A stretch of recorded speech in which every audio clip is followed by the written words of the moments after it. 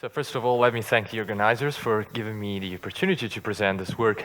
This is the first time I present this paper. Lots of comments and reactions to this will be much appreciated. Okay, so this is the outline of what I'll be talking about. So first, I will describe the goals of the talk, of the paper, and then I will address what kind of naturalism, in particular I'm going to talk about set-theoretic naturalism, has been established in a series of papers and books by Penelope Maddy.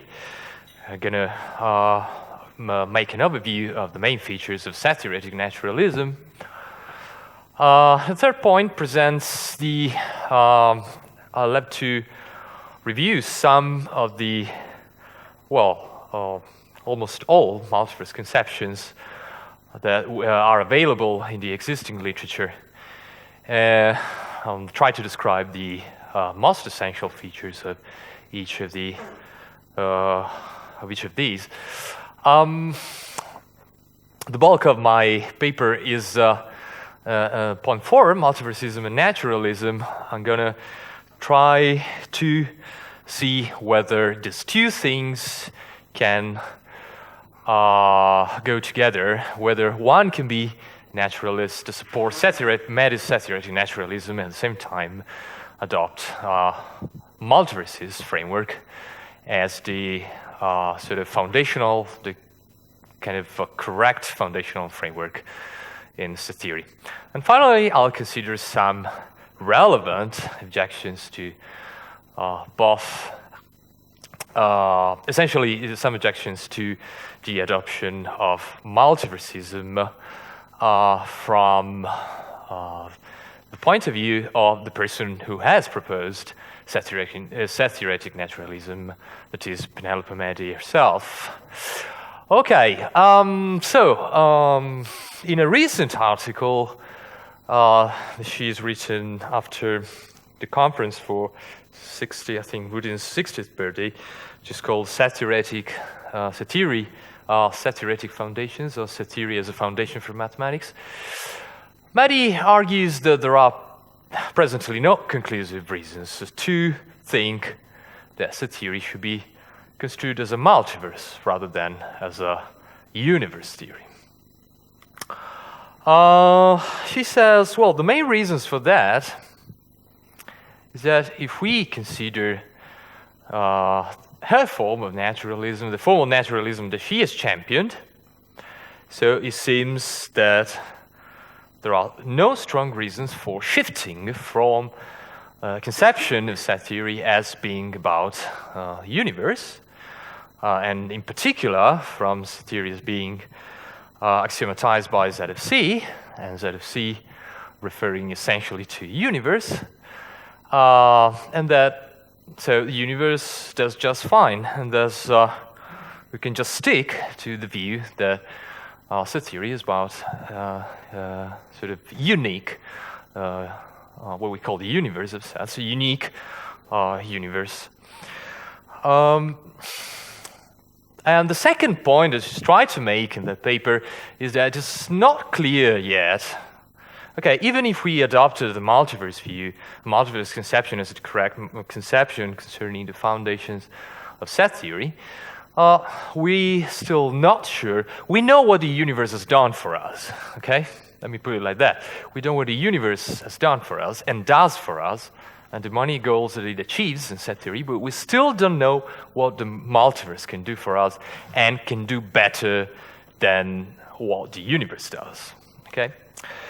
So, for instance, this is an excerpt from the article. She says, the universe advocate finds good reasons for his view in the many jobs it does so well, at which point the challenge is turned back to the multiverse advocate, given that we could work with inner models forcing extensions from within its simple confines of be as described by our best universe theory. What mathematical motivation is there to move to a more complex multiverse theory? I'm gonna make a very brief overview of what we should take the multiverse to be, the most relevant multiverse conceptions. Okay. In another, so this is an email. In an email exchange, he said, "Is there anything mathematical to be gained by replacing ZFC with the multiverse theory?" Which, by the way, hasn't actually been specified by anyone in the Hemkins-like camp. I suggest that at least in terms of its foundational role, ZFC is doing just fine, and there's no motivation to switch. Okay, so what I aim to do in this paper is to challenge Maddy's view and try to essentially describe arguments to the effect that one could be a maddian naturalist, so follow Maddy's naturalism, and at the same time adopt a multiverse conception. Of course, in passing, I'll have to, as I said, overview some the multiverse conceptions which are relevant to my purposes, and obviously also discuss some broader philosophical issues relating to multiverse conceptions. Okay, so let's start with set-theoretic naturalism. Let's try to fix the main concepts behind set-theoretic naturalism. Okay, so as Maddy herself has explained several times, set-theoretic naturalism is the idea that mathematics only ought to respond to practice as the ultimate court of appeal as far as issues of ontology and truth are concerned. What does it mean? It means essentially that when we have to decide what should be taken to exist in mathematics, or what statement axiom should be taken to be true, the only criterion we should use is dictated. The only criterion we should use is practice. The motivations for adopting a certain axiom or for believing certain mathematical entities to exist are essentially dictated by intra-mathematical, she calls intra-mathematical, and in this case, intra-set-theoretic practice.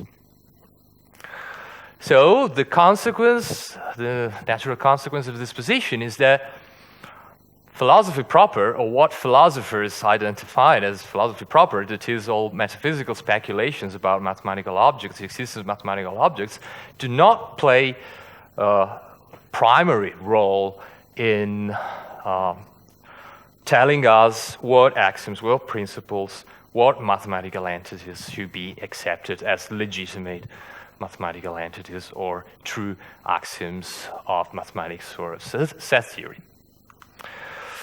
For instance, this is a very important, a crucial point within set-theoretic naturalism. The existence of mathematical entities, for instance, may be sanctioned only insofar they are necessary for the development of the discipline. And this is a kind of a set-theoretic version of the Quine-Putnam indispensability argument, which says essentially Quinean realism was a reformulation of Platonism along the lines of sort of more scientifically acceptable view of mathematics, in the sense that mathematicians, in a way which is similar to how scientists operate, should take the mathematical statements, in particular, in this case set-theoretic, but Quine was referring in that case to the whole of mathematics, mathematical statements to refer to entities, only insofar those entities were necessary to produce a theory which could incorporate a description of as many, in a sense, of as many mathematical phenomena as possible. All right? It was essentially based on this kind of analogy between mathematics and science.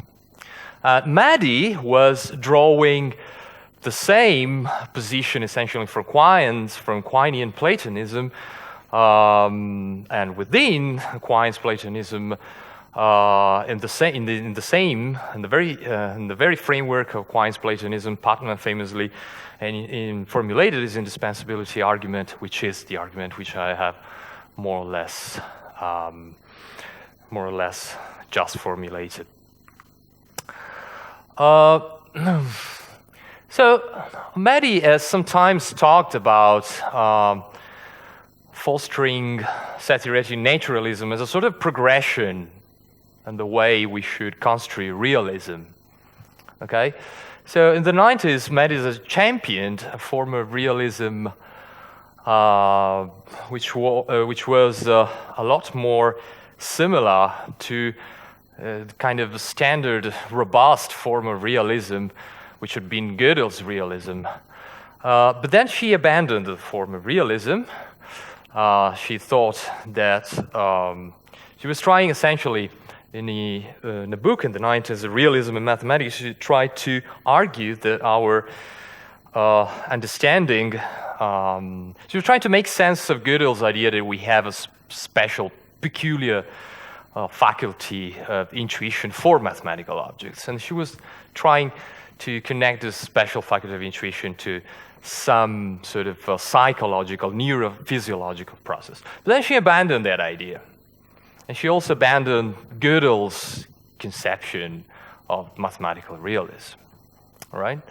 And so she was talking about this sort of change, paradigm shifts in a sense, from the kind of robust form of realism as a progression. She said that she explicitly mentions that, I think, in one of her last books, in Defending the Axioms, as a progression from robust realism to thin realism. Right? So robust realism is more or less the version of realism that we know can be just very simply defined as has been defined in literature as Platonism, and it's essentially Gödel's conception. And she was trying to depart in 1997 in her book on Naturalism and Set Theory from that conception to establish a new version of realism, thin realism, which is based on a reformulation of the indispensability argument as it been previously formulated by Putnam.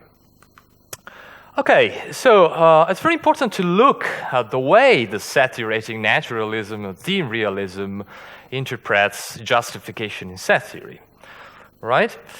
So essentially, this is a very influential paper that I'm sure many people here are familiar with, the paper on the continuum hypothesis. Gödel had essentially referred to two forms of justification for the acceptance of an action, as an extrinsic and an intrinsic form of justification. He hadn't used exactly those words, but he said even if you don't have any intrinsic arguments, and I'm going to explain what intrinsic means, even if you don't have intrinsic arguments in favor of the acceptance of an axiom, there might be extrinsic reasons, he uses the word, there might be extrinsic reasons which lead us to accept an axiom. And those extrinsic reasons are essentially constituted by some further criteria that Gödel indicated there, that is the fact that the principle reveals to be fruitful, to expand, to develop a certain mathematical, well, in that case, of course, a set theory, that he helped us find simpler proofs of theorems which had already been proved, but with a lot more effort. And in general, by extrinsic reasons, he was referring to the fruitfulness of a principle for continuing our investigations over certain parts of a certain relevant area of mathematics, right? Whereas when he was talking about intrinsic reasons, I was referring to what could be defined as essentially the concept of set.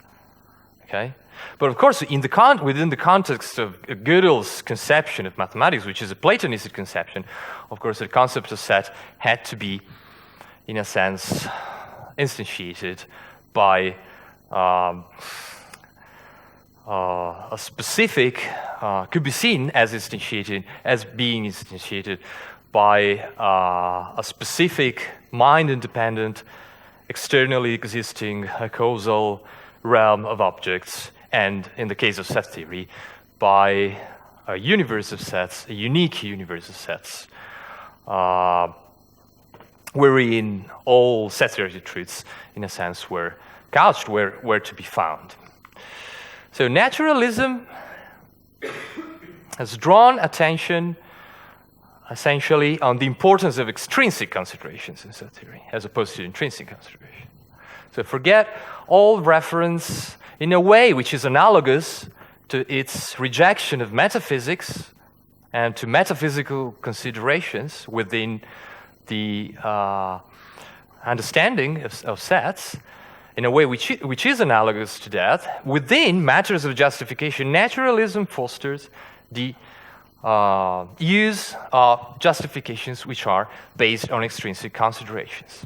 So it's up to the experts within set theory, it's up to set theorists to establish whether it is legitimate to assume that a specific set-theoretic entity has to be seen as existing, or that a specific set-theoretic axiom should be seen as a good axiom, that is, as a successful, fruitful principle of set theory. Okay, so this is an excerpt from Maddy's last book, where she says, ultimately, we aim for consistent theories for effective ways of organizing and extending our mathematical thinking for useful heuristics.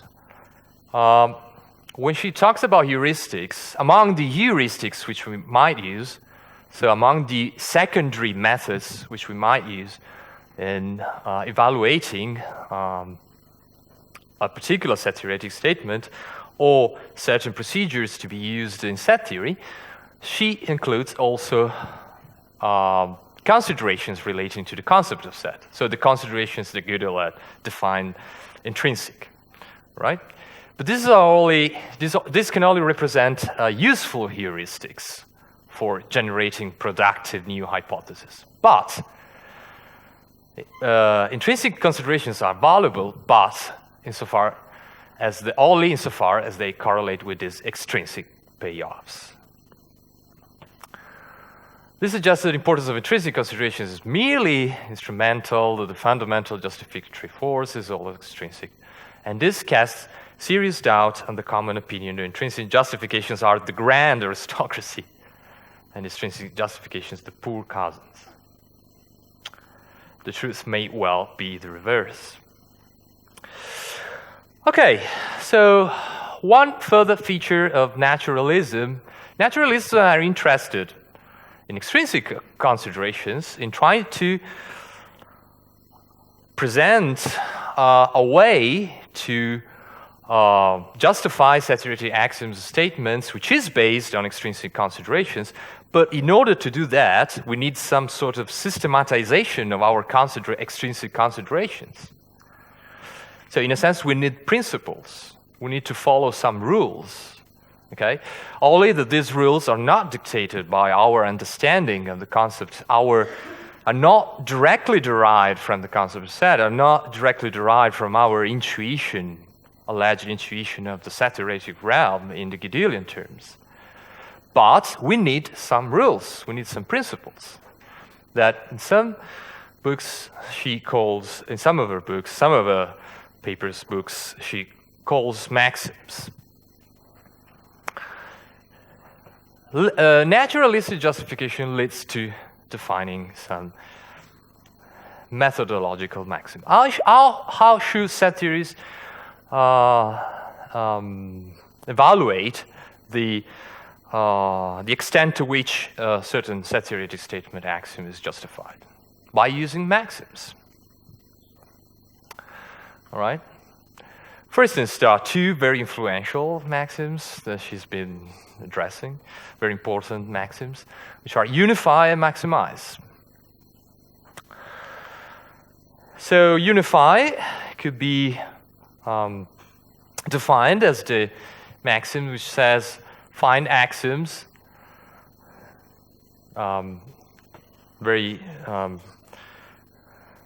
I've formulated it probably a bit too sketchily, but in essence it's the idea, okay, if you want to accept, in order to accept an axiom, verify that this axiom, it might be useful, it might be important to verify that this axiom, it's a plus for the acceptance of the axioms, that the axiom has a unificatory power. The same applies to the other maxim that Maddy has presented. Maximize, again, we could parse it as suggesting that we should find axioms which maximize the sets that there are. There are some sort of overarching principles behind formulating such maxims. And the idea is that we shouldn't tie our hands in the development of set theory. We shouldn't prevent ourselves from developing the discipline in all directions, right? And also, we shouldn't prevent ourselves from considering as many set-theoretic structures as possible. Yeah? What is a unificatory power? What do you mean?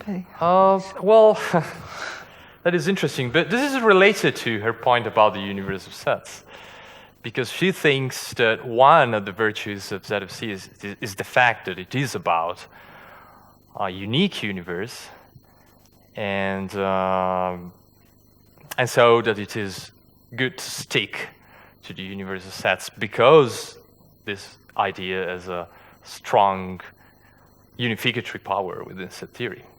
But of course, there are other principles which have a unificatory power. For instance, consider she's been advocating, for instance, projective determinacy along those lines, right? Because all principles which make essentially sort of the set-theoretic realm as unitary in a sense, or conforming to some sort of internal unity, are preferable over other axioms, over other principles, which are less unificatory.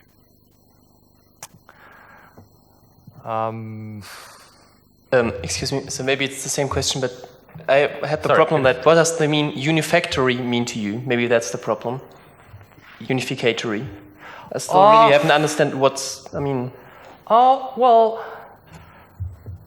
it's probably you can see all sets behaving in a certain way, right? You don't have to consider different, like you don't have to consider too many anomalies. You can see sets as behaving in a certain way, or in a unique way, right? Every axiom which gives you some sort of, which produces the kind of behavior is preferable in light of our pursuit of, in light of the naturalistic standards. Well, the example that I just made of projective determinacy. Projective determinacy, PD, right? The determinacy of projective sets. All right, so we come to one of the key points of the discussion here, the universe of sets. So we all know what the universe of sets is like, how we define it. We know that we can see our best theory of sets, what Maddy thinks is the best axiomatization of sets, of course. Well, this is an assumption. Well, this is a general assumption I should have made at the very beginning. Here's what she thinks. When she talks about axiom sets, essentially the axiom sets she is referring to Z of C, right? I know there'll be lots of people who disagree over that, but this is a general sort of underlying assumption in what she says in a work. So so we come one of the key points in her argument. So the fact that Z of C has made it possible to talk about a unique structure where you can develop the whole of mathematics is clear proof that Z of C is on the right track. Sorry, how do you know that V makes Z of C true? What do you mean? We know that V makes Z of C true. How do you know that?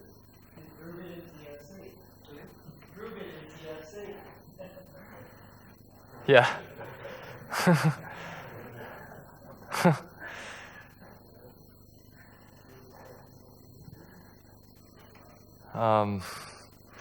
Okay. Yeah, I mean, all right. So I know this is a okay. So I know this might be contentious, but okay. Let's take for granted that okay, the axiomatization, the most correct axiomatization for naturalistic purposes is Z of C, right? Oh, the purposes side shown in the beginning.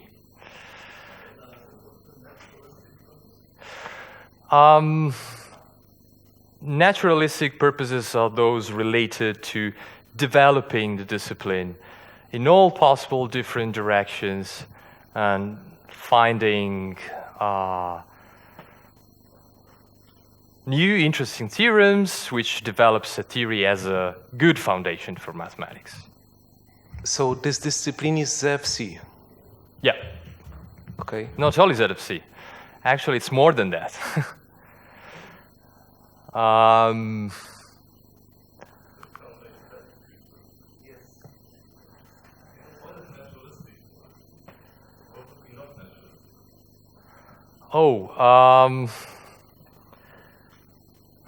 not sure what wouldn't count. What do you mean? What would it be? What wouldn't be naturalistic in a sense which is different from Maddy's, or?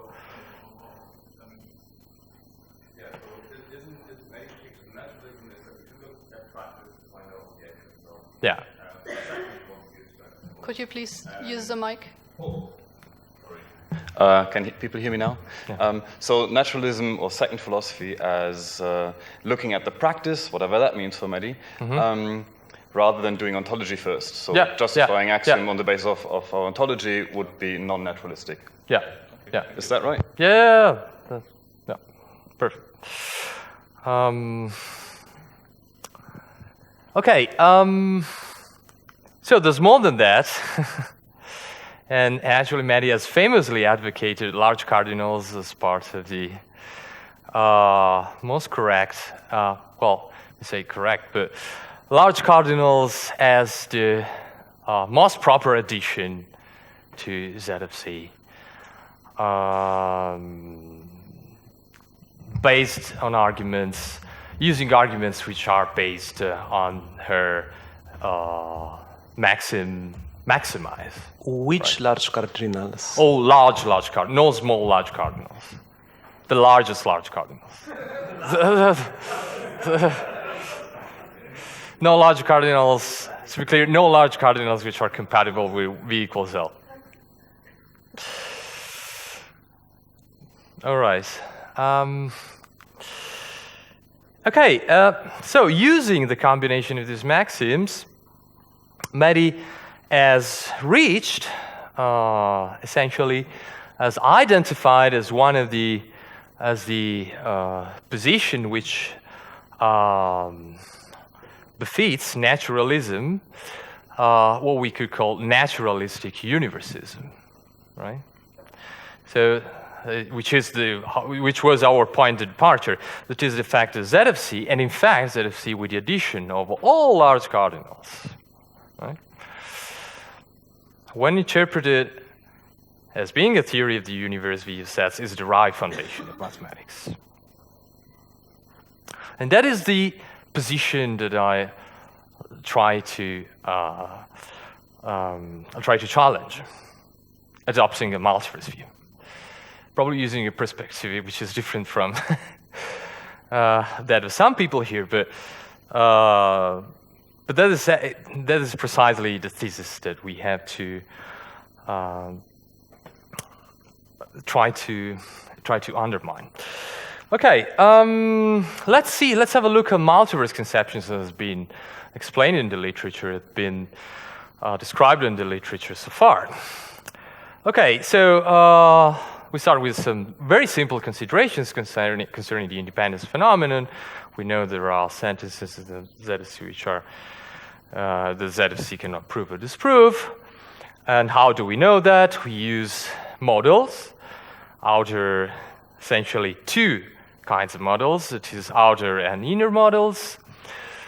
In order to establish that a certain statement is independent from the ZFC axioms. Outer models, the essential archetypal outer model was the model generated by Cohen using forcing, whereas the inner model, the archetypal inner model, was the constructible universe, which was devised by Gödel in the late 30s. Right. Since then, set theories have used lots of models of ZFC through which it is possible to manipulate the truth value of a certain independent statement. We know that there are a lot of models of set theory that set theories in their daily work use in order to establish that certain statements are independent, like Countabletransitive Models, the constructible universe L, the constructible universe, L-like models that use L augmented with certain other objects like ultrafilters to produce a series of, in the core model program are called mice. Generic extensions, of course, of set models M, which can be interpreted as the Boolean valued models BB. H kappa, the collection of all sets of hereditary cardinality less than kappa, the collection of all hereditary ordinal definable sets. So these are the tools that are used, and these are all tools which are part of the standard practice in set theory, right? So whereas we have, of course, a conception of a unique background universe, what set theories actually do in their daily practice is to use one. Yep. So in the multiverse theory, do you take models of ZFC that says ZFC is inconsistent as well? Yeah, I'm going to talk about different definitions of multiverse, the different conceptions of the multiverse in a few slides. So whereas you have a background, you seem to have a background concept set which gives rise to the universe, what actually set theories do is to use different model theoretic constraints. So the idea is that, okay, suppose we want to collect all these models, to generate collections of models, multiverses, all right? So you could just say, given a collection of axioms, we have to be very neutral at the very beginning. So we can say, to be very minimal at the beginning, given a collection of axioms, we can take any model of the axioms and generate a multiverse containing all the models of the theory. So if we have models of ZFC, of course, we can produce the multiverse of ZFC. If we have ZFC plus logical cardinals, we can define the multiverse of ZFC plus logical cardinals. So essentially, multiversism is the view. Now we come to the philosophical point. Multiversism is the view the set theory should more properly be viewed as a multiverse theory rather than as a universe theory, as I said at the beginning.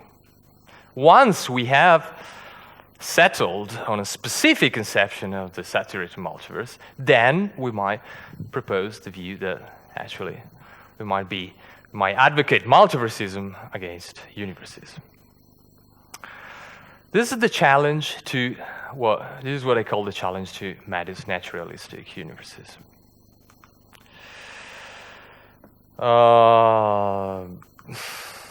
But now, of course, we have to see whether, in light of the very naturalistic standards and the naturalistic conception that Maddy has set, now we have to see whether multiversism is really a viable alternative, is preferable to universe theory.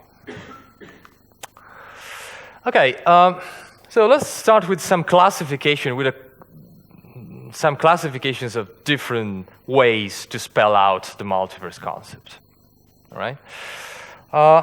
So, for instance, a very interesting classification is the one provided by Vannanen in an article that is written, The Multiverse Conception.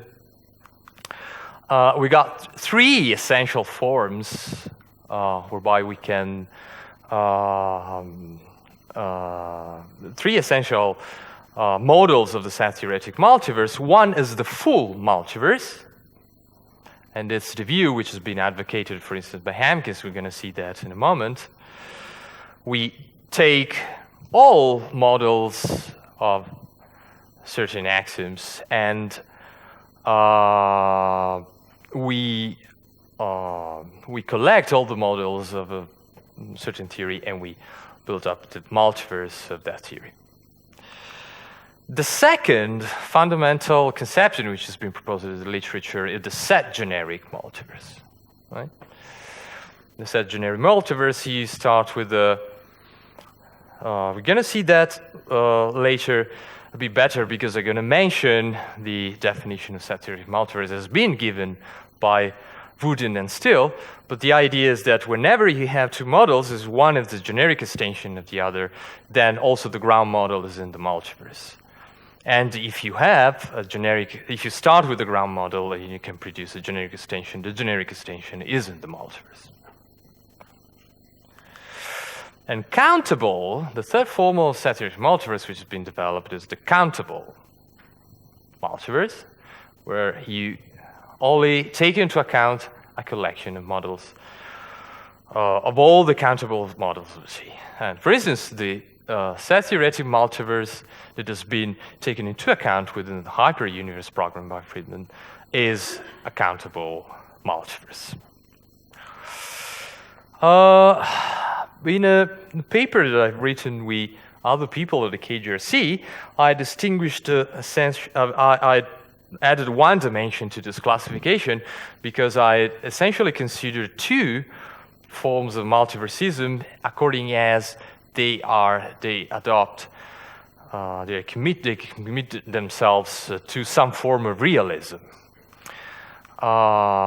Realist multiversism, which is essentially the form of multiversism which has been proposed by Hamkins, and a non-realist form of multiversism.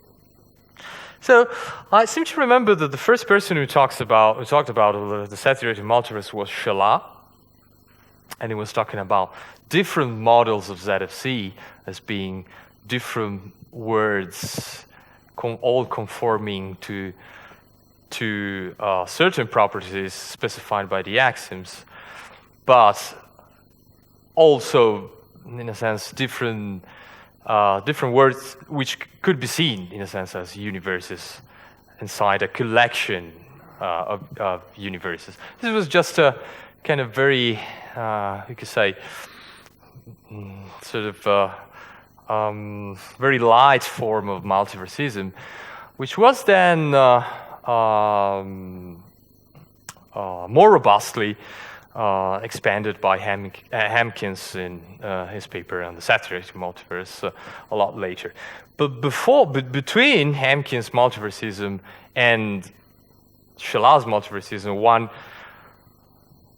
finds the set-theoretic the set-generic conception of the set-theoretic multiverse as it been formulated by Woodin in his articles at the end of the 90s, his articles on the continuum hypothesis.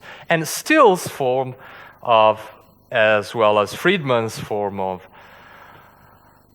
set-theoretic multiverse have been formulated in more recent times, especially Friedman, 2012, first paper 2012, published 2013, and still very recent times to his article on the multiverse has been published in a book 2 years ago. So what's the essential difference between a realist form of multiversism and a non-realist form of multiversism? The essential difference is that, of course, in the realist multiversism, universes are taken to exist in the same way as mathematical objects in this sort of simple form of Platonism are taken to exist, right? And it's Samkins himself which talks about this higher order form of realism, of Platonism. Okay? So we're not committing ourselves to the existence of mathematical objects, but rather to the existence of structures, of universes. Okay? This conception has an antecedent in the literature, philosophically at least, in a version of Platonism which was proposed in the 90s by Mark Balaguer, that he had defined full-blooded Platonism, right? And the idea was precisely to articulate a Platonistic and pluralistic conception of mathematical reality. And that's what Hampkins has, maybe unconsciously, but in a sense, has used within to articulate his conception of a realist multiverse. All right? Of course, there are lots of differences between people who have been articulated, for instance, a non-realist multiversism. In fact, Woodin has introduced the set-generic multiverse, but only because he wanted to find principles which were invariant, essentially because he wanted to find principles which were invariant across the set-generic multiverse. They couldn't be destroyed by forcing, okay? Because he was interested essentially in fostering the absoluteness program, okay? Principles which were absolute across the set-generic multiverse. Moreover, more recently, he's come up with some multiverse laws. I can't give further details of that, but he's come up with these multiverse laws, and he's tried to show that if the multiverse obeys multiverse laws, then the multiverse is essentially untenable. He's always been a universalist, in fact, and we could say that he's used set-generic multiverse as a sort of tool to explore absoluteness and axioms which are statements which are forcing indestructible. And so his real purpose was that of rejecting, we could say, the set-generic multiverse that he defined. Okay? Even Steele, who has defined a form of set-generic multiverse, has talked about reducing the complexity, in a sense, of the set-generic multiverse by defining a core. And finally, within the hyper-universe program, we could say that the multiverse, which has the kind of suggestive name of hyper-universe, is in fact has to be construed as a sort of dynamic construct. It doesn't have to be taken as a sort of ontological construct. It's something which has to be used in order to explore new axioms in set theory. And we're going to see in a moment, I'm going to give a few more details on that. Okay, so as I said, the realist multiversism was the one introduced by Hampkins. In his famous paper in Set-Theoretic Multiverse, he says, the multiverse view holds that there are diverse, distinct concepts of set, each instantiated in a corresponding set-theoretic universe, which exhibit diverse set-theoretic truths. Each such universe exists independently in the same Platonic sense that proponents of the universe view regard their universe to exist. Okay. So it's a form of full multiverse because you take all models to live within the multiverse. Okay. And it's a realist, it's a realist conception of the multiverse. Okay, so this is the definition of the set-generic multiverse as given by Wooden in one of his more recent papers on the transfinite realm. There's more or less the definition that we'd already seen earlier, which, as I said, should lead us to viewing the multiverse, in the end, the multiverse view as untenable. John Still has proposed a version of the set-theoretic multiverse, but he's changed things a little bit. He's introduced a new model, which is interesting, because he's introduced these two sorts of languages, where you have words and sets, where you have classes, essentially. Okay? And objects belonging to words are the proper sets. But then you define the relationships between words in a way which is essentially the standard way defined by Wooden in the set-generic universe. And finally, we got the hyperuniverse program, which only took into account multiverse, which is essentially consists of countable transitive models of Z of C.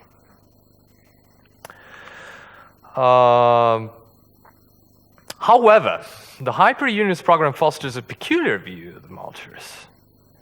Right? So, essentially, the idea was to the idea which motivated the creation of the hyperuniverse and investigation of the hyperuniverse program was, in fact, the need to find axioms, new axioms, essentially, and in particular to investigate maximality principles for the universe of sets. So there was no interest whatsoever in the multiverse at the very beginning, right? But then there was some maths which was developed starting with the idea of investigating maximality principles, and that maths indicated that if you consider some particular maximality principles, such as, for instance, the IMH, the inner model hypothesis, then you could have nice consequences within countable-transitive models of Z of C. And then the idea came up of, in a sense, collecting those models, and then seeing what happened in countable-transitive models according as one chose one maximality principle rather than the other. This is why I said that this is kind of a dynamic, should be taken to be a dynamic construct, a dynamic multiverse conception. There are some technicalities involved in that, which unfortunately I'm not going to show you. But essentially, you define these H axioms, which are maximality principles, and then in order to see the satisfaction of those principles, you need to take into account countable transitive models. So, in a sense, you start with a view of the universe, right? And it's the universe, in fact, it's your concept of the universe, in a sense, which motivates and orients, in a sense, the way you select certain the axioms. But then you need the hyperuniverse. You need this collection of countable transitive models in order to study the satisfaction of this maximality principles through V and the consequences of these maximality principles. Okay, so now we come to how much time is left? A lot. Okay, all right. So, multiversism and naturalism. So why can I be a naturalist and then be also a happy multiversist and adopt a multiversist framework? It was the thing I was trying to propose. Okay, so we know we could say there are 3 levels of support coming from naturalism. So now we're playing with this construct, with the multiverse construct. Okay, we have done some maths using it. We're going to see some specific results which are related to adopting the multiverse, mathematical results. So, but now, if we use the same standard as naturalism as proposes, that is, attend to the details of practice, or try to comply with certain maxims and stuff, what kind of support do we have to verify that multiversism and the multiverse construct should have in order to be accepted as a foundational, at least as the correct framework to do set theory, and possibly also as a foundational theory in set theory? Well, of course, one comes from the very definition of naturalism itself, the fact that adopting the set theory multiverse is fruitful. Okay? It has some clear goals, and these goals are legitimate goals of set theoretic practice. The compliance, maybe, with some methodological maxims. Can we, for instance, see the multiverse as having a unificatory power? Can it induce some sort of uniformity? Can induce some sort of unification within set theoretic phenomena? Is it maximizing? And in the same paper that I had quoted at the beginning, Maddy was also mentioning further criteria which should be seen as criteria, fundamental criteria to define a theory as a foundational theory. For instance, he uses this very nice linguistic kind of linguistic expressions like meta-mathematical chorale. Okay, she says, okay, set theory, in order to verify that, in order to see mathematics as embeddable, in a sense, into set theory, we need to produce axioms which really do the job, right? So one of the jobs of a foundational theory is to have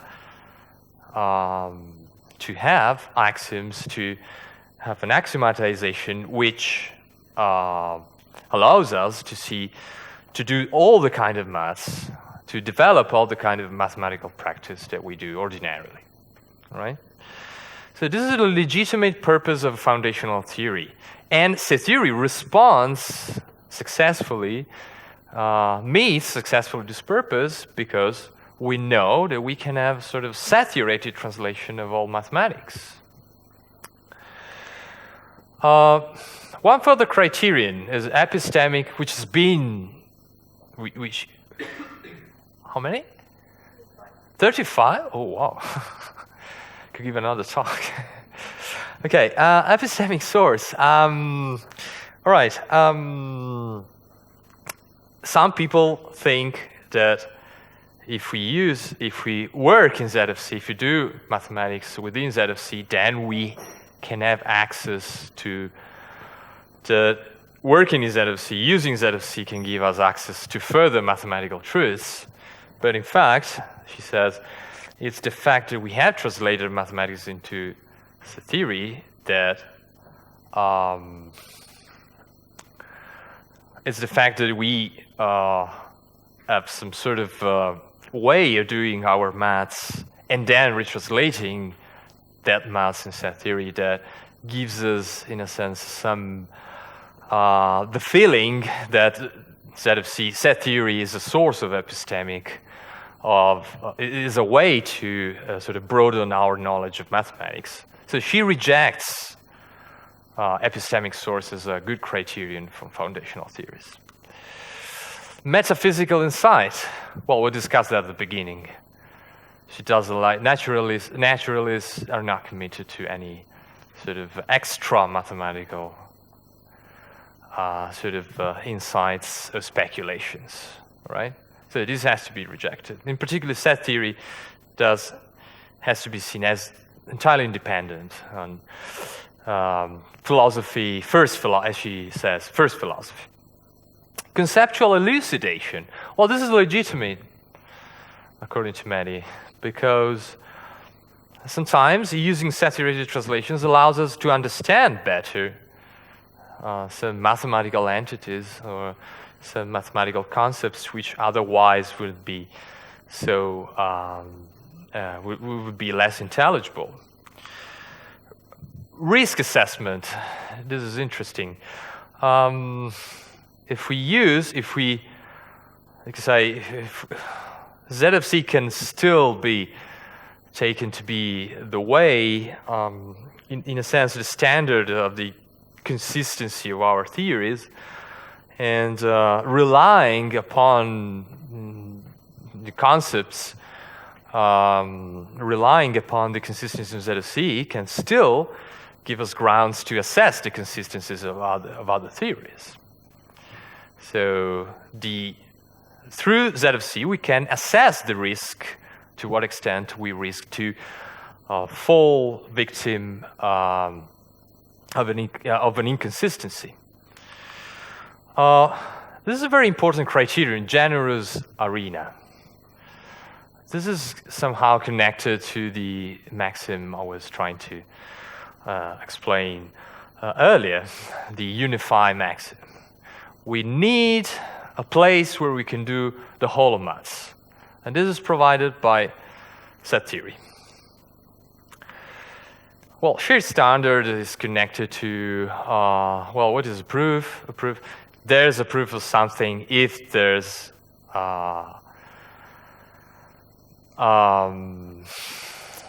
essentially the standards of proof are essentially related to what we can. If they're a way to code a proof in set theory terms, then we have set theory serves as a way to essentially code proofs and see all proofs together. So let's start with the first point, an extrinsic support for our multiverse conception. Okay, and we have proof, we have a lot of proof that the multiverse yields interesting maths. Like, for instance, consider what it was the example I was making before. So the set generic multiverse has been formulated by Wooden. Do you remember this is a result? This is one of the most probably important, relevant, probably even more celebrated results that have been found in the late 90s within set theory. The fact that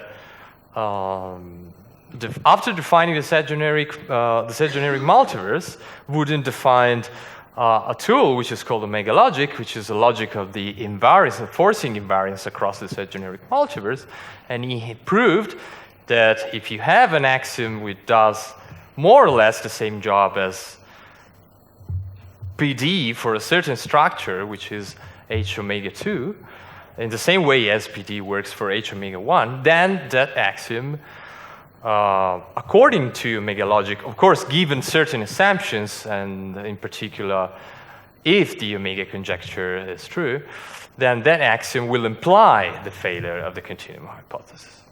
This is a very strong result. And this was obtained precisely through the sort of construction, through the construction of the set generic multiverse. Consider what Hampkins has done in the last few years.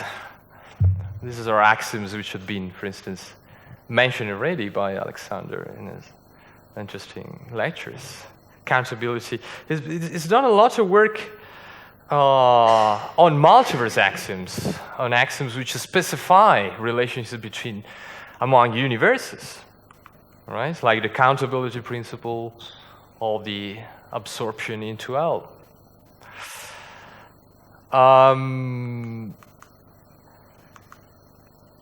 Still's multiverse, he found that, for instance, in his article on the set-theoretic multiverse, he found that an axiom, the axiom H, which had been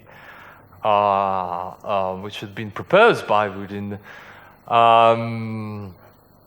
essentially can be retranslated in the language he uses to define his own multiverse, and that within the multiverse he defines that axiom implies that the multiverse has a core, that is a model, a definable word which is included in all words across inside the multiverse, right?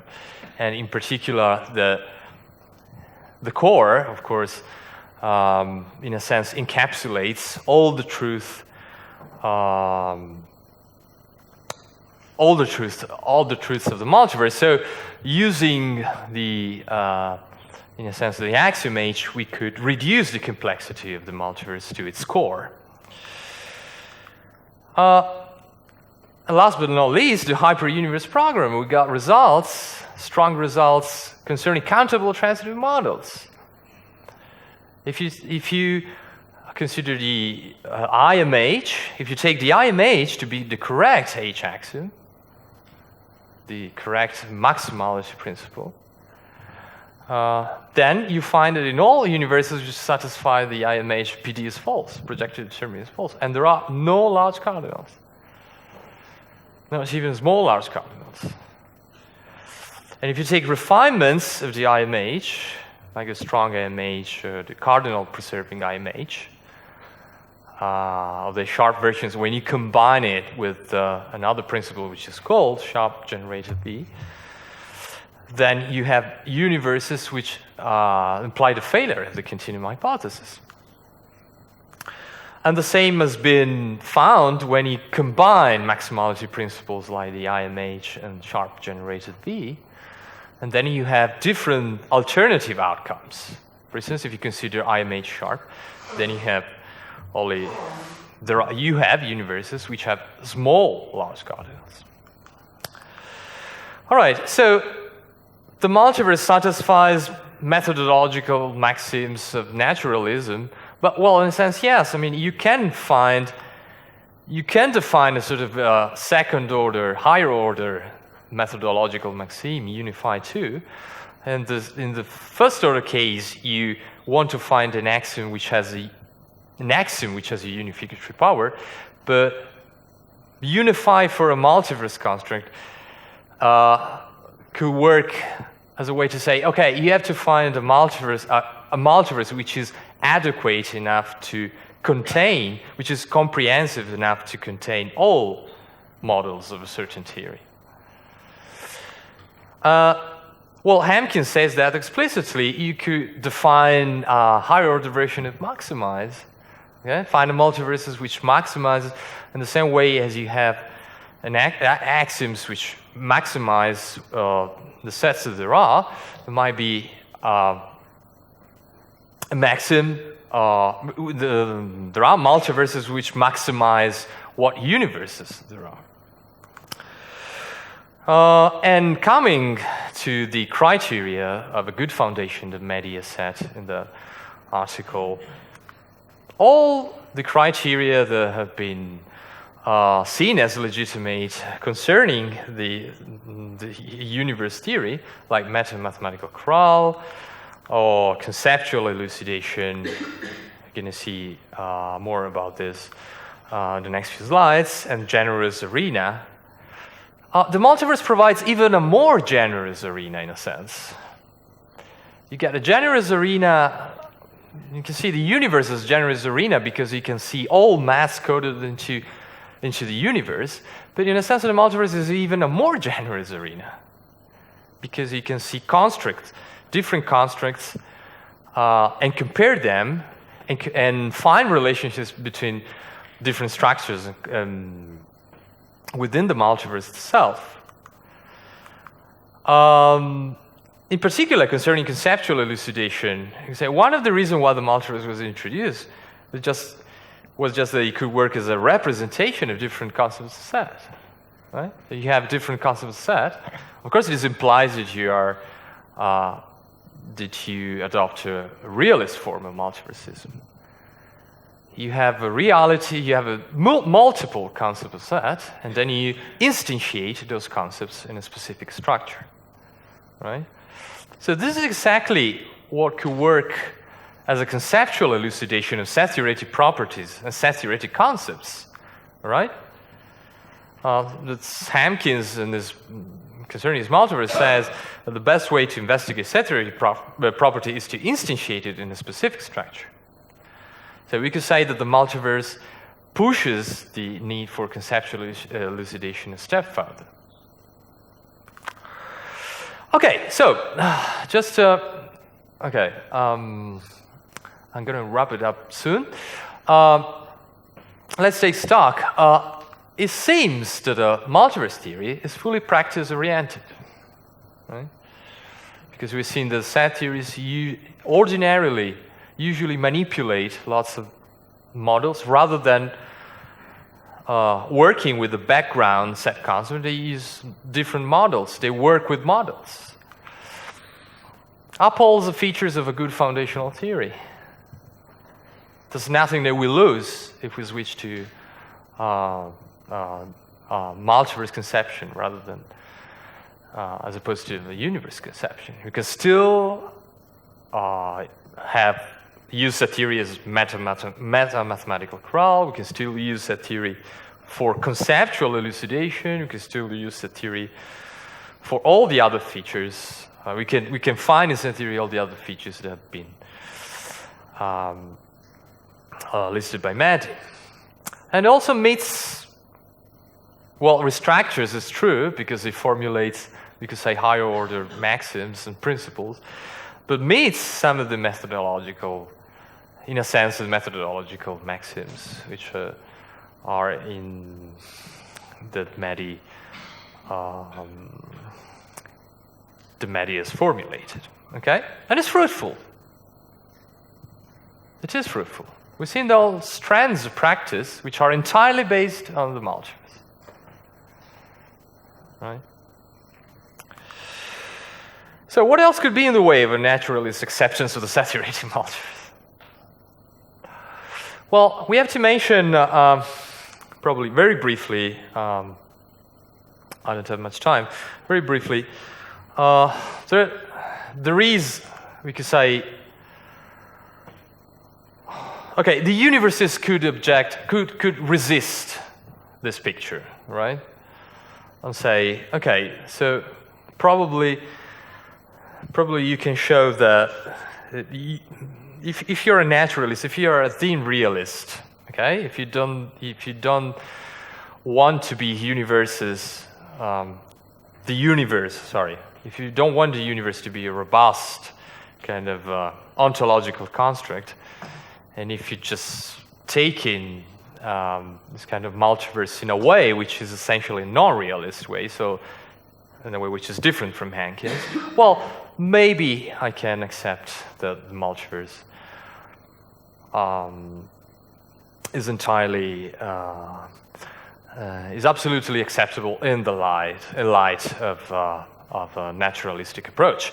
But if I think that the universe, and also consequently, in a sense, universe candidates in the multiverse are something more robust ontologically, and especially if I have reasons to doubt that the universe candidates you put in the multiverse are really robust ontologically, then this could pose a threat to the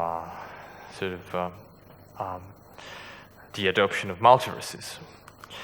So one of the central issues that has been discussed. So the two issues which are left for discussion, in fact, are issues concerning truth and ontology. Okay, so I know that if I adopt a universe, in a sense, I can see the set-theoretic truth emanates, in a sense, from the background universe, background set concept that I'm using. Whereas, if I adopt a multiverse's conception of truth, of course, I can't be, even if I'm not a truth-value realist, if I'm a universalist, it's more natural to see truth as emanating from one concept or one structure. Whereas if I'm a multiversist, I'm, in a sense, necessarily forced to be pluralist in terms of truth, and also in terms of ontology. So Hemkins has explained the way truth has to be restructured within a multiverse concept in the following way. On the multiverse view, set theory remains the foundations for the classical mathematical enterprise. That's the thing I was trying to show earlier. The difference is that when a mathematical issue is revealed to have a set-theoretic dependence, as in the independence results, then the multiverse response is a careful explanation of the mathematical fact of the matter, depends on which concept of set is used. And this is almost always a very interesting situation in which one may weigh the desirability of various set-theoretic hypotheses with their mathematical consequences. The universe view, in contrast, insists on one true answer to the independent question, although we seldom know which it is. Right? So, the key issue here for someone who has a realist view of ontology is that can we really differentiate these universes from each other in a way which makes talking about multiverse, set-theoretic multiverse, legitimate? Is it true that the models that we put in the multiverse, which we see as elements of the multiverse, can be seen as separate from each other in a sense? So separated ontological constructs. Well, if the answer is no, then possibly even, I mean, this should be a big problem, in fact, for the Maddian theme realist. But even the Maddian theme realist, and this is probably what Maddy is trying to say, might have some problems in accepting the multiverse. This is a form of there's a form of realism, theme realism, in the end. Okay? And even if you don't believe that those universes exist in a sort of Platonic realm, I think that having sort of kind of developed an ontology, sort of more robust ontology of the multiverse, implies that we really see the constructs within the objects of the multiverse as being sort of differentiated, separable, really separate, in a sense, to a certain extent, separate ontological constructs. So, for instance, this objection is essentially has been brought forward quite strongly by Peter Koellner in a brief paper that is presented, hasn't been published yet, I think, where he criticizes Hemkins' conception of the idea that Hemkins has that essentially models generated through forcing can be seen as existence, as existent universes, right? So he says there are essentially three main ways. Well, there are two main ways, but Hemkins adds one further way to sort of interpret set generic extensions. So there are three main ways to understand models generated through forcing, and one is through Countabletransitive models, you start with the Countabletransitive models, and then you define in the usual way as Boolean valued models, and you associate Boolean algebra to the generic filter that you try, the forcing notion that you find in the Countabletransitive model. Or, as Hampkins proposes in his paper, to take at face value, in a sense, the extension of V in the set generic extension. So taking what Kellner rightly defines as an abuse of notation, when mathematicians talk about extensions of the universe, they don't really mean they don't really mean that there's something beyond the universe, right? But what Hampkins was proposing in his paper on the set theory of multiverse was to take, in a sense, literally set generic extension as an extension of the universe. But then Kellner says, okay, all of these are, in fact, not plausible universe candidates. Countabletransitive models live within the universe. Extensions of the universe seen as a Boolean valid model, or the universe seen as an extension, a purported extension of the universe itself, are in fact just non-standard constructions, okay? And these non-standard constructions should be taken to work as the universe, right? And so his conclusion is, in summary, in the face of it, all three methods, all the three interpretations of forcing, provide us with models that are either sets in V or inner models, possibly no standard, or class models that are not too valid. In each case, one sees by construction that the model is non-standard. And one can, by an act of imagination, treat that new model as the real universe. The broad multiverse position, which is Hampkins' position, essentially, is a consistent position, but we have been given no reason for taking that imaginative leap. In fact, the reason that Hampkins was trying to give was based, we could say, in his kind of full-blooded Platonistic conception. The fact that any consistent theories instantiates, gives rise to existing universes, existing in the Platonic senses. All right, okay, so I'll finish with some possible responses to Kellner's objection. Well, one response can come from the bulk of naturalism itself. One could say, okay, even if we're not able to imagine universes as being really separate, okay, so set generic extensions are not really candidates for universes, we can still work in the multiverse, because if we're interested in fostering and developing set-theoretic practice, we're not interested. I mean, where in naturalism in the first place to suggest that we have to abandon the robust kind of robust realism? So who cares about the sort of ontology, of robust ontology of the multiverse? We can still use it. And we can do the interesting maths that arguably couldn't have been done without the multiverse construct.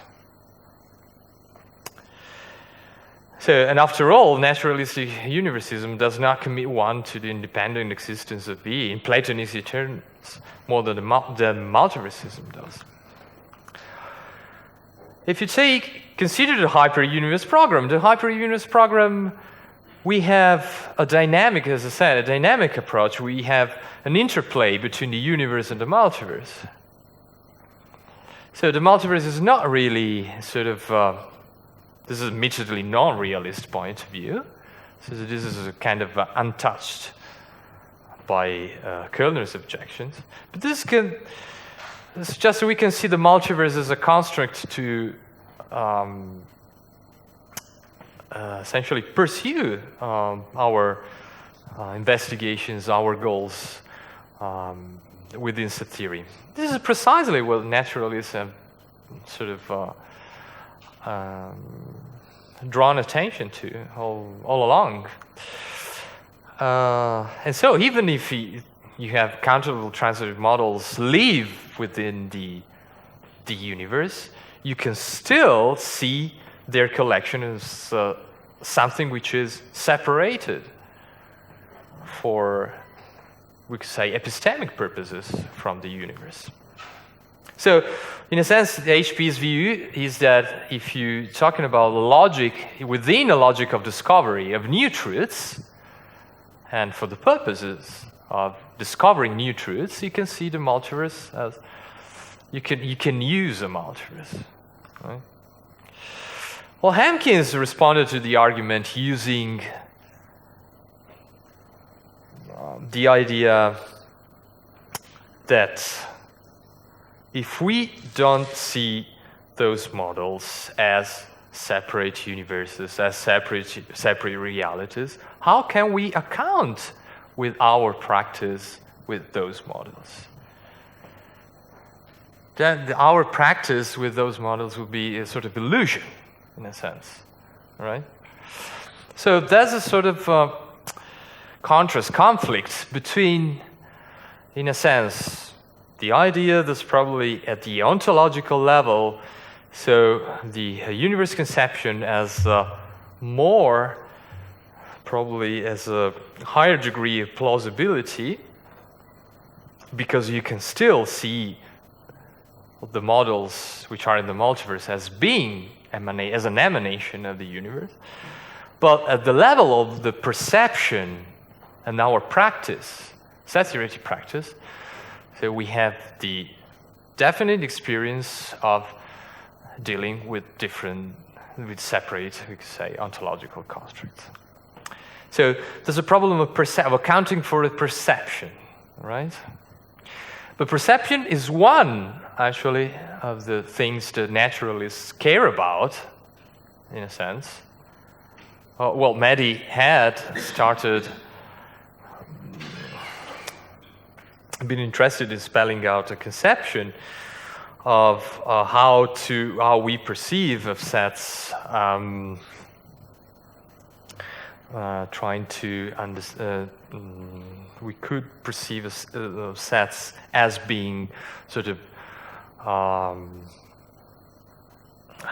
as having some sort of physical counterpart, right? Well, she abandoned the conception afterwards. She wasn't interested in spelling out a notion of perception, conception of perception of those objects. But still, I think this is relevant. Even a problem perception is relevant to the way we practice mathematics. So it's absolutely legitimate to see that as relevant to naturalism. Okay, so just some concluding remarks, just a summary. So the idea of the paper is, okay, Maddy has advocated naturalistic universes as a standard framework.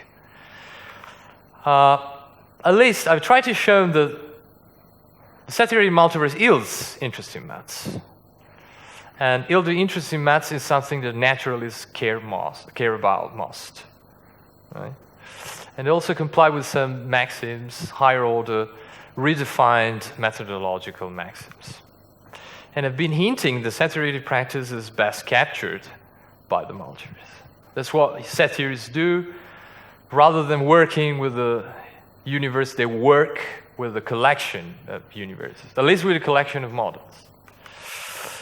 And so my conclusion, tentative conclusion, is that there is no strong reason which prevents multiverse conception from being viewed as the correct framework for the whole maths in light of the very naturalistic standards which have been defined by Maddy herself. And this is the end.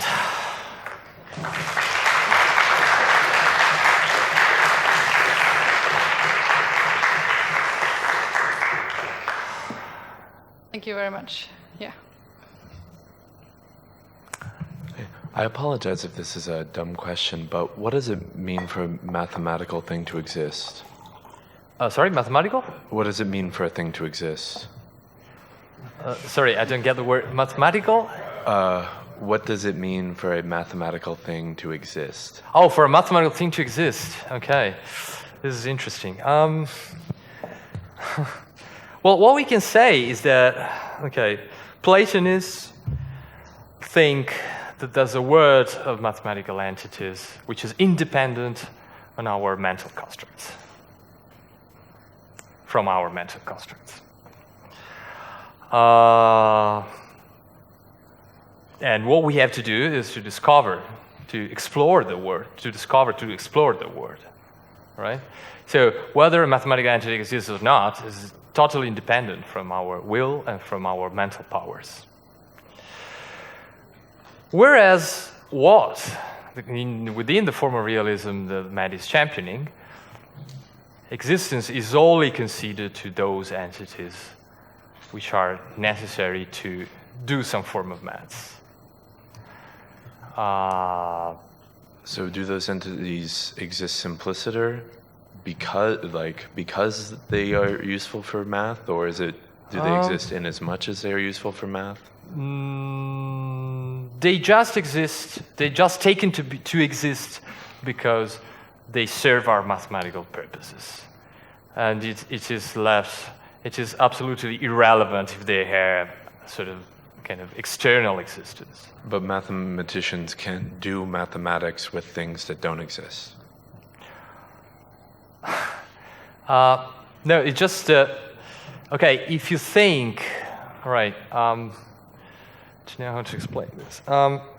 If you think that some entities are not really needed, right, to do your maths, that you're talking about using some objects which are not really needed, right? Then at some point you could say, okay, the axioms refers to entities. I mean, that axiom in theory commits us to seeing the entities it talks about as existent. But in fact, since that axiom is not relevant within the mathematical practice I'm pursuing, then I can just see the attribution of existence to those entities as preposterous, as illegitimate. That's the way it should work in a naturalistic approach.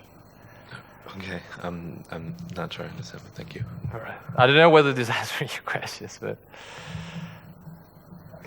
all right. Okay. So there are many questions. We start with you. Yeah. So your conclusion was basically that we should sort of adopt a multiverse approach because it agrees with all these principles that Maddy suggested, and also, basically that. But is there any reason to stop at a multiverse? Because the multiverse, the idea is we should consider structural properties of the multiverse to help us, do mathematics, essentially. But presumably there might be structural features of the multiverse which we can neither prove nor disprove from our meta theory. So might we need to move to a multiverse in order to address independent statements about the structure of the multiverse itself, and so on? Second order multiverse? I'm not sure if this is reasonable. Well, I guess you can compare different multiverses, right? But I'm not sure that you can really amalgamate multiverses to construct bigger multiverses or like hyper multiverses which contain. Or just like, this is interesting, but like say you were thinking of a model of a meta theory of the multiverse. Mm-hmm. So say you use ZFC as your meta theory, and you put some axioms of the multiverse, namely that each member of the multiverse is a model of ZFC. Certain axioms about relating them. That seems like the kind of theory that would be very incomplete and have a lot of independent statements. So that the I'm afraid I have no answer to this question. I mean, it seems reasonable to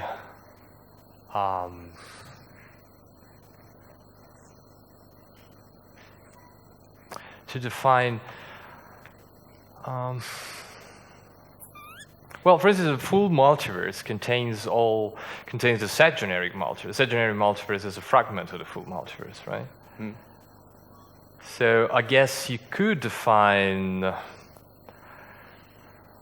different degrees of complexity of the multiverse, and maybe find that in a broader multiverse you could find obviously answers to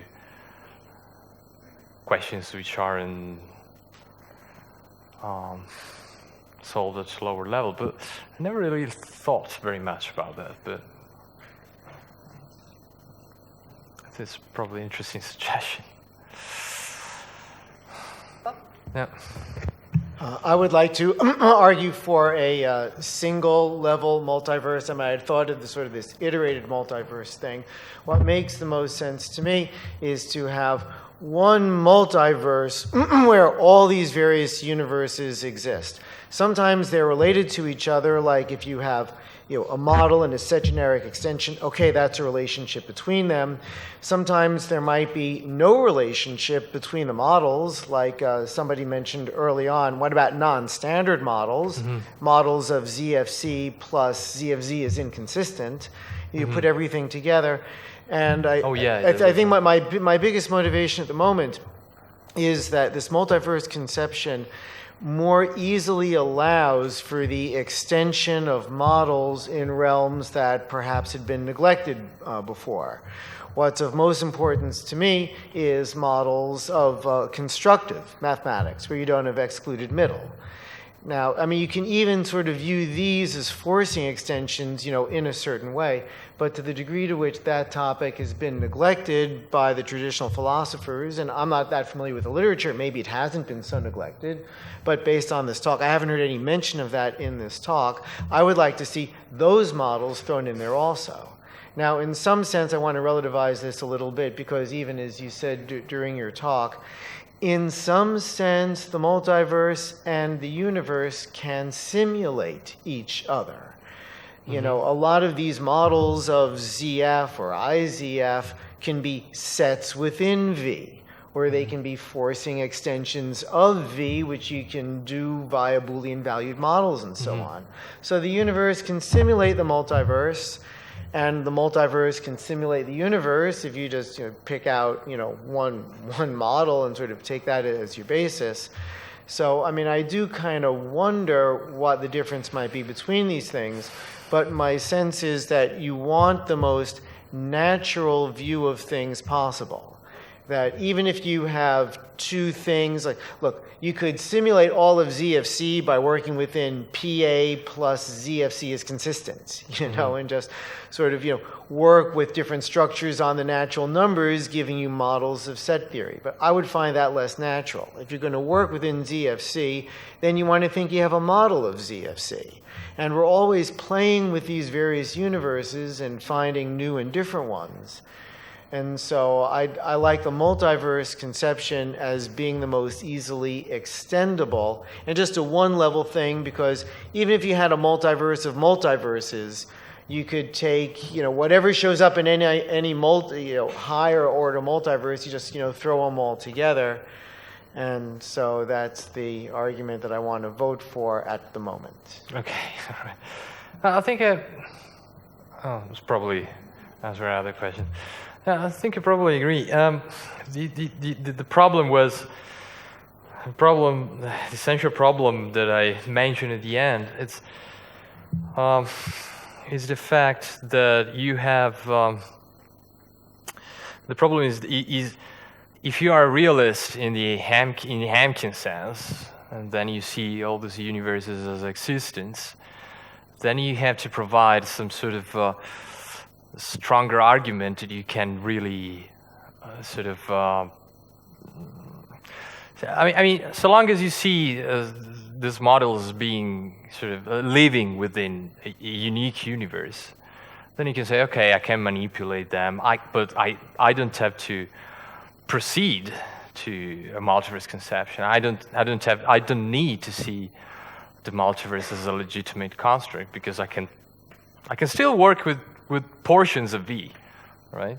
But there's no need to see to switch to a different conception of the set-theoretic reality. We're talking about reality. But so long as you're defining, different multiverses based on different axioms, all axioms, in the broad multiverse conception for Hampkins, this is not a problem. The problem is with the sort of ontology, the robustness of the ontology, and that's what has been objected to him in a strong way, I think. Okay, we now have one last question, and I remind you that later on we will have discussion sessions. Yeah. We will be here at 8:15, and then we can discuss further. But one last question, please. So going back to the point that I made earlier about the what if the theory, so say take ZFC and then you extend it with ZFC is inconsistent. Mm-hmm. So as pointed out before, I'm not sure if that's the concept of sets that you want to allow if you're being a realist in multiverse theory. Mm-hmm. And then you said, well, we could have interesting mathematics. So Hampkins actually recently proved that there exists an algorithm that for any computable, any function on the natural numbers, there exists a model of PA such that within that model that algorithm and the function outputs the same thing, so making that function theoretically computable in a sense. Yeah. So then I want to question, is that result fruitful? Because we can't really use that in any of the mathematics that we do with computability theory or computable functions, or is it harmful? So then, because it's a philosophically very interesting result, and it is interesting mathematics, and then if it is harmful, then how does it go with naturalism? No, I think the basic point is,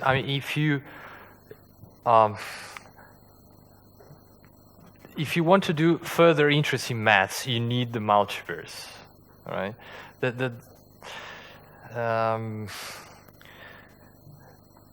the point is, if we can dispense with the multiverse and keep doing the kind of interesting maths, then there's no need to use the multiverse, right? So this is the bottom line of a naturalistic argument in favor of the multiverse, right? We don't care about. Hampkins has this conception, of course, as full-blooded Platonistic conception, but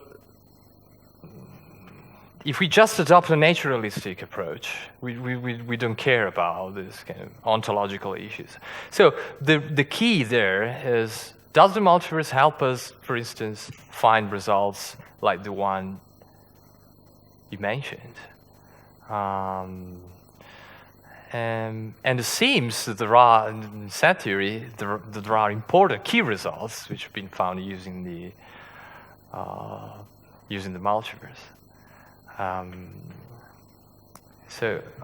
Can I just add? Yeah, sure. So then, would you take taking a giant Kripke model and having each world denote a model of whatever theory? Would that considered a multiverse because technically you have one Kripke model? I think the broad multiverse conception, probably yes. But if one could easily think of that as a universe and then say, well, within this universe, we allow these features. It's the same with it's the same with the set generic extensions, right? You can see them as living within the universe. One could say, okay, I don't really need to. Then are you really committing to multiverse theory if you're using that attitude? Yeah, but that's this kind of attitude that Hampkins is defending with the addition of the idea that you can really have a sort of well-determined, well-defined ontology. But I guess a naturalist doesn't really care about whether you can have sort of strong realistic conception of the multiverse, so long as you can use the multiverse in a way which you can, of course, it serves the purposes of doing or developing some strands of practice. Okay, so all right. Okay, so let's thank Claudio again for his talk.